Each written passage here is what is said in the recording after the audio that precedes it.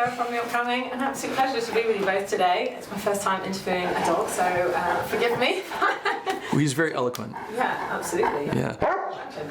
Yeah. So for people who aren't already familiar, I'm sure most people are, but people aren't familiar with Hudson and Rex, what can they expect from this incredible TV show? Well, it is a police procedural, so there's a crime every week, and there's a team of detectives that solve the crimes. Mainly myself, Charlie Hudson, and Rex were partners.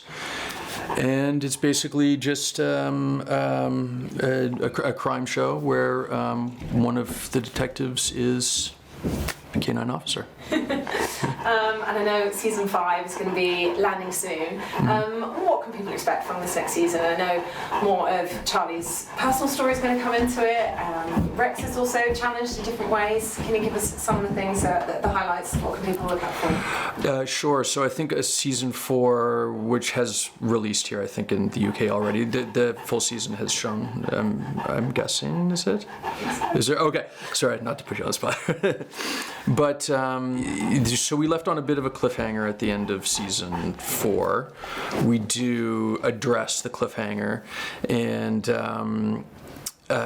so there will be some more character and relationship stuff in season 5 with Charlie and Sarah, with some of the other characters on the team.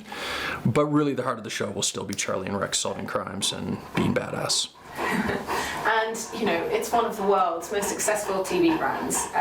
What do you think it is about this show and the partnership between Charlie and Rex that really captures people's imaginations and keeps them rooting for them from season after season? Yeah, I think the best part of the show is we have, amazing dog. And the trainers, what they can have the dogs do and have them be in the scenes with us. I mean, it's not that we shoot them separately and then everybody else does their action. He's in the scenes with us from start to finish. So it really is quite a, it's like a choreographed dance number, really, a lot of our scenes. So I think that makes the show really unique. You see that he's there. I know I am talking about you. I know. And I'm saying nice things. That's right. So it's... I think when the audience sees that he's there, the big thing is like, how did they do that? How is he there for the whole time and doing several things, throughout the course of the scene, and that's just part of the magic of the show that we've developed over the 5 seasons to make that work.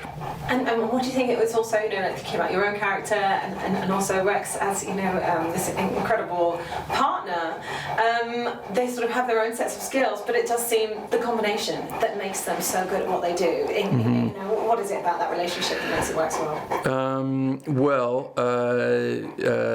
Rex is a mouth breather, and Charlie's a nose breather.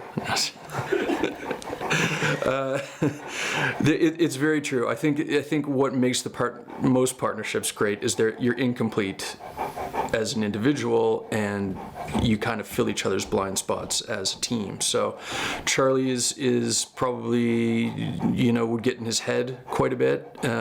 He's a detective. He's always sort of analyzing things. He's busy, doesn't take any time.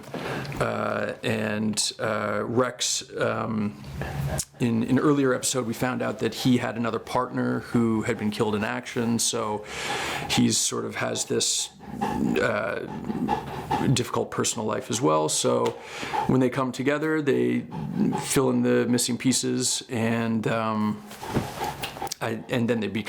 they also become more competent at their job too. So, hi buddy. Oh yeah. And it looks like you obviously have an incredible relationship off screen as well, with Diesel. So how did you first make that work so well? And was that something that kind of happened gradually through the different seasons, or it was match made in heaven from day one. It's amazing how lots of treats, and I used to carry around bags of meat with me to develop that relationship, and I would constantly.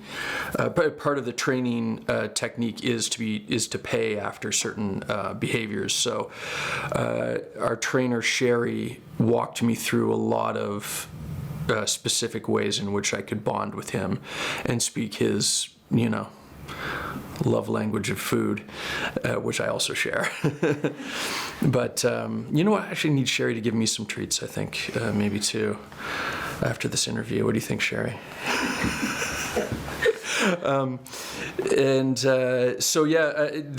Really, we also spent a lot of time together in the early days, especially just getting comfortable with each other, and slowly worked our way up to me taking him on drives and doing outings just him and I, so that we build that trust.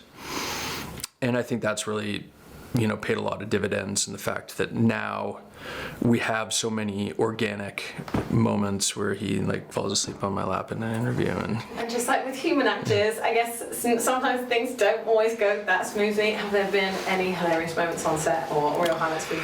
Well, I mean, usually those moments tend to make the show, because they're, obviously they've happened in real time, and I think even the audience can tell that they weren't planned.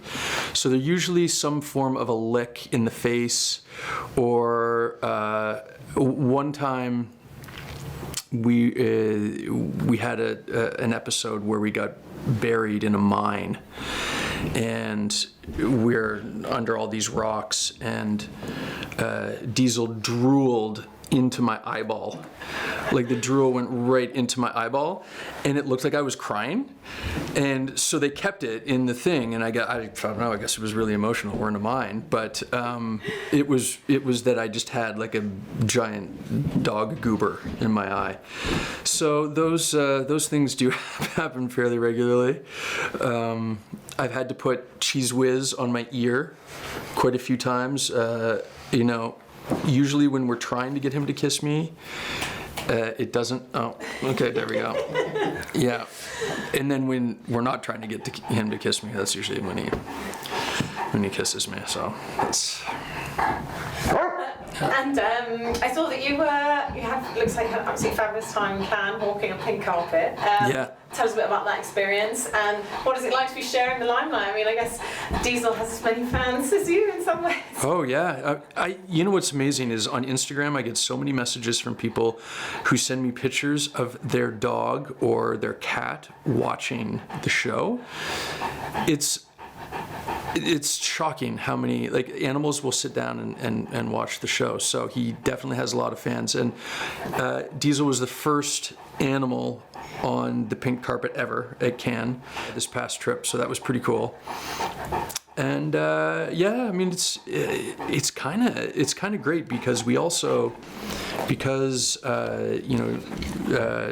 has some special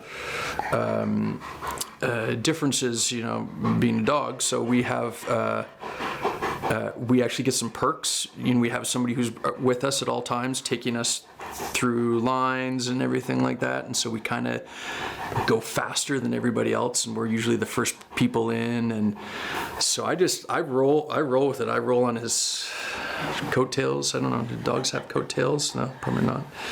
On his tail, and it's kind of rock star treatment. And Diesel, how do you cope with all the fame? Does it ever get too much? It's intense, yeah, I can imagine. And just very quickly, finally, I saw also season 6, I believe, has been greenlit. So, yeah. When are you going to start that, and how excited are you about being able to continue with the amazing story and characters?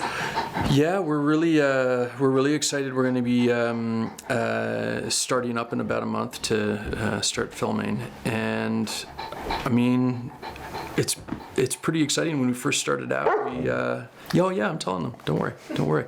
Oh, that's right. Diesel wanted me to tell you that the end of the season we will actually hit 100 episodes. So that I know it is a milestone. So yeah, not a lot of shows get to that point, so we're pretty excited. Amazing. Well, thank Yeah. you so much for sharing all that with me. Lovely to speak to you as well, Diesel. And can't wait for everyone to see these next season. Thanks a lot. Yeah, thank you. Thank you. Great.